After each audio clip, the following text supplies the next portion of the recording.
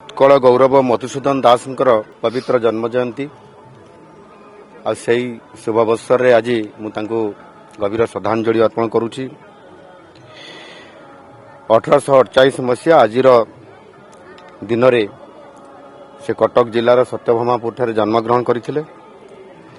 मधुबाबू थिले ओडिया जातिर गर्व एवं गौरवर प्रतीक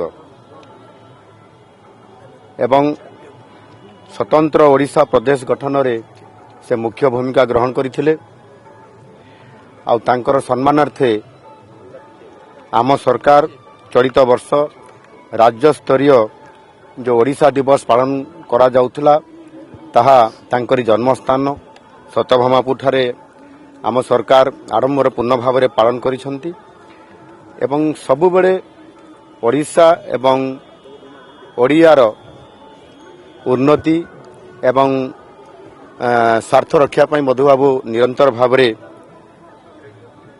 ओडिशार स्वाभिमान को बजाय रखा पाई संघर्ष करी आसुथिले एवं से चाहूले सबु बेले ओडिशार सामग्रिक किभली भाबरे विकास हो आउ सेथि पाई से शिल्प प्रति प्राधान्य देइथिले एवं सेथि पाई मध्य से प्रतिष्ठा करिथिले उत्कल ट्यानेरी एवं ओडिशा आर्ट ओयार एभली अनेक शिल्प मध्य से प्रतिष्ठा करिथिले से समय रे।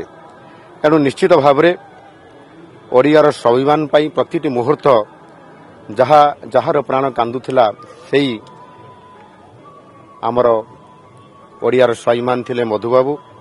आज सेई जुग जन्मान को जन्म दिवस रे एही पूज्य पूजार परंपरा को बजाय रखिया पाई एवं ओडिया अस्मिता को बजाय रखिया पाई आम सरकार प्रतिश्रुतिबद्ध।